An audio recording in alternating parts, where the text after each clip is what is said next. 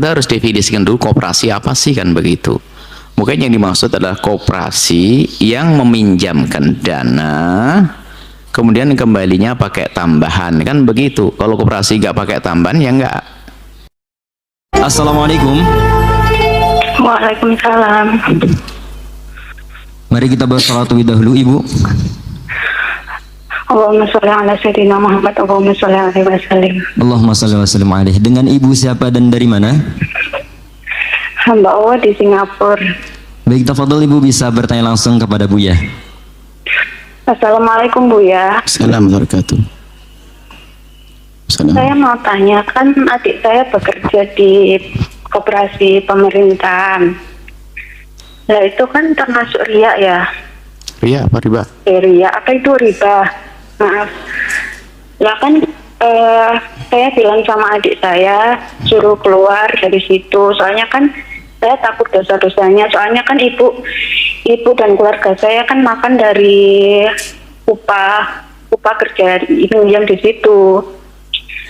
Nah, terus kemarin itu adik saya gini, temannya itu kurang, setorannya kurang, jadi saya yang suruh pinjam ke situ, ke koperasi itu. Terus habis itu ibu saya bilang ke saya, dan saya itu sakit hatinya gini, kok mau gitu, padahal dari dulu itu ibu nggak mau. Nah, terus saya bilang gini, ya sudah gini aja, ini terakhir kali, saya soalnya takut sama dosanya. Soalnya kita mau nggak mau cuma bertemu di dunia saja, ujung-ujungnya ketemu di surga gitu kan ya Bu ya. Terus kemarin itu saya bilang gini ke ibu, sekarang gini, suruh dia keluar, kalau dia punya tanggungan apa-apa semua saya yang tanggung, asalkan dia mau keluar dari situ. Saya itu sambil nangis, sambil ya Allah, sambil takut dosa-dosanya itu loh Bu ya. Ada sisi kan saya bilang gini, ibu maaf ya, bukannya saya sombong, tapi saya takut sama dosa-dosanya, soalnya kita semua tahu. Gitu Bu ya. Terus kalau adik saya nggak mau keluar dari situ, saya harus gimana lagi? Padahal saya bilang sama ibu, kalau dia mau, kalau dia ada tanggungan apa gitu, saya mau ngelunas sampai tanggungannya itu habis. Terus setiap bulan saya mau ngasih adik saya, asalkan dia mau keluar dari situ. Gitu Bu ya. Baik, insyaallah. Baik. Terima kasih Bu ya. Assalamualaikum warahmatullahi wabarakatuh. Assalamualaikum.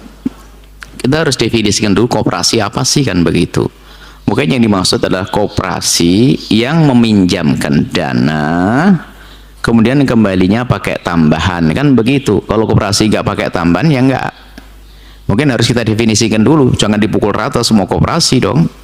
Kan sudah banyak sekarang koperasi-koperasi yang mencoba menerapkan syariah. Kita melihat dan kita ketemu.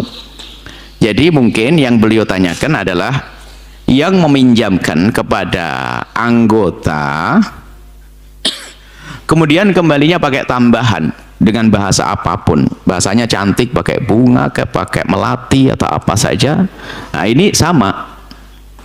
Nah, kalau itu adalah harus kita akui. Maka kami sampaikan kepada siapapun yang masih terpuruk dalam hal-hal semacam ini, Allah tuh maha kasih.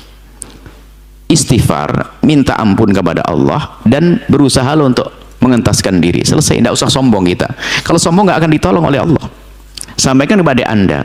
Dan kemudian bagi yang sudah terbebas dari hal-hal riba, jangan caci maki juga orang yang masih berada di wilayah tersebut. Kadang mereka itu ingin lepas juga nggak gampang kadang. Apalagi jika pekerjaannya itu adalah disekolahkan, dia bisa kerja karena disekolahkan oleh koperasi tersebut, ada ikatan kerja dan sebagainya.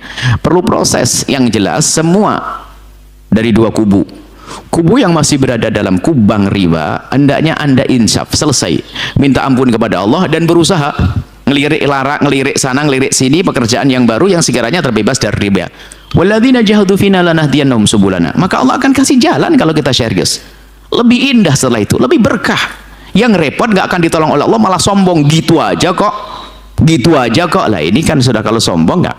Ini yang pertama. Yang kedua adalah bagi siapapun yang melihat Anda, bagus baik hati Anda yang bertanya tadi, melihat dengan kasih sayang sampai Anda rela membayar utang-utang ibunda, Masya Allah, ingin membantu adik Anda, istimewa. Dan semoga Allah memperbanyak orang-orang seperti Anda.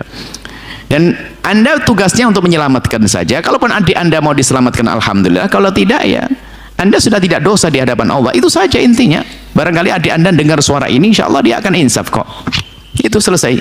Jadi Anda baik. Jadi akan tapi tingkatkan lagi setelah itu, kita tidak mencaci mengolok siapapun masih berada di dalam dunia riba semacam itu. Karena hamba-hamba Allah itu macam-macam dosanya, macam-macam. Ada orang punya dosa mabuk, dosa ini, dosa ini.